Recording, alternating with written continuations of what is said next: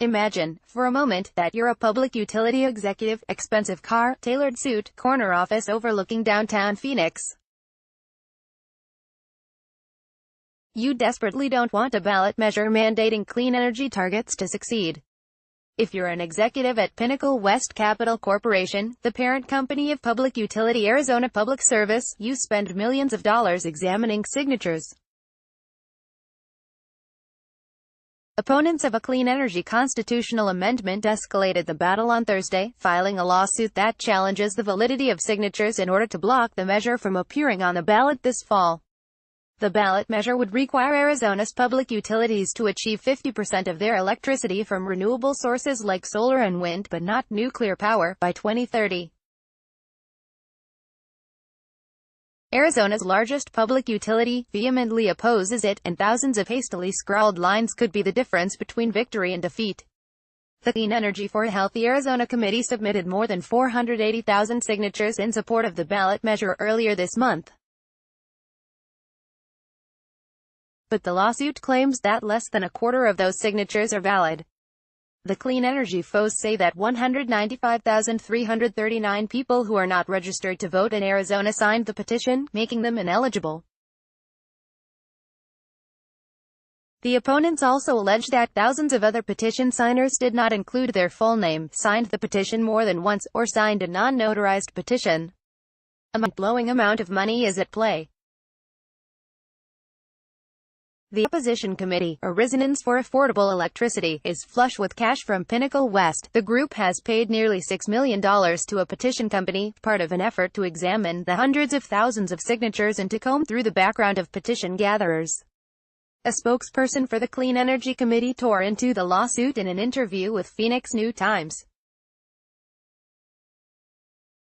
Rod McLeod called the APS-backed opposition effort a collection of ridiculous claims being made by people who have no credibility. These guys are in fantasyland, McLeod added. The clean energy proponents need 225,963 signatures in order to qualify for the November ballot. The opposition campaign says that its review identified only 106,441 valid signatures. Any signature-gathering effort will have a margin of error, McLeod explained. He said that he expects the Clean Energy campaign to win in court.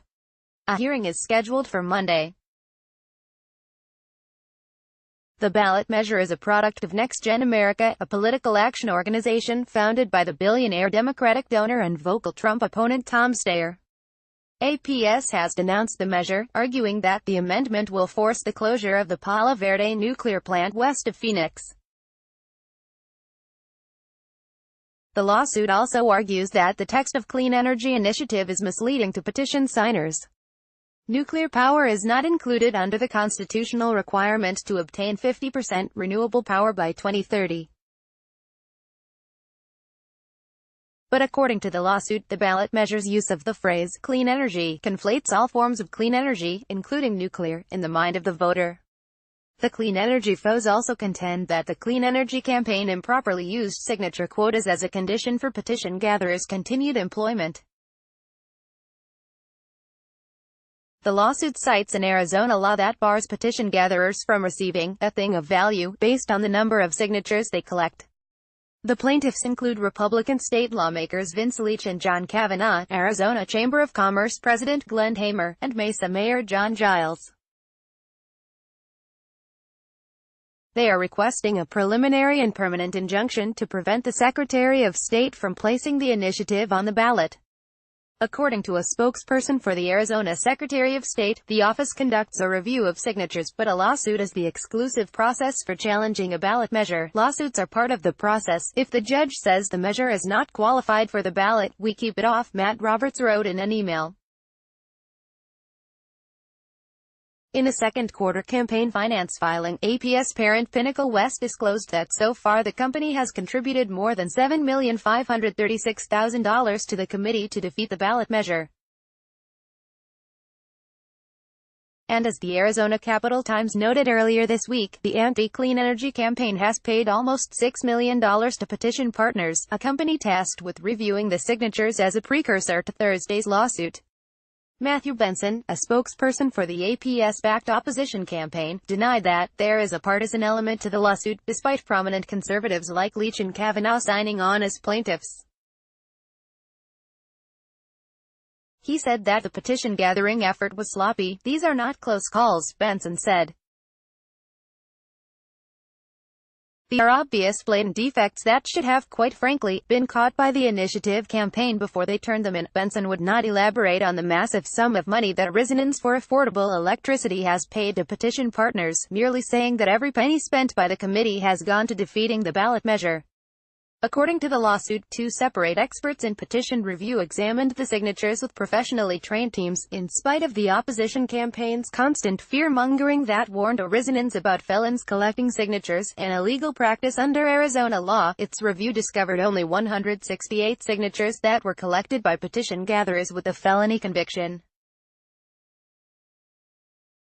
For months, the opposition campaign paid for a hair-raising ad campaign that urged Resonance to decline to sign the clean energy petition. The ads portrayed sinister-looking petition gatherers wearing prison jumpsuits. Benson delivered an Olympic level of spin when asked about this revelation, which shows this APS-backed ad campaign to be almost entirely hollow. He tried to claim an improbable victory, arguing that after they exposed the practice, the Clean Energy campaign jettisoned circulators who had a felony record. "How is it possible that the campaign turned in any petitions from individuals with a felony record?" Benson said. "That's what is boggling to me." Clean energy proponents say the money spent by Pinnacle West to defeat the ballot measure says everything. McLeod argued that the lawsuit is just the latest example of the utility company digging into its pockets to deny voters a choice in November. In spite of the lawsuit casting doubt on the signatures, he argued that there is broad support in Arizona for a constitutional amendment that pushes the state's utilities to invest in sources of renewable energy. "Almost 500,000 people have said they want renewable energy," McLeod said. Read the lawsuit against the clean energy ballot measure below. 2018-0719-app_4. Preliminary injunction. Conformed _482842169965_1.pdf.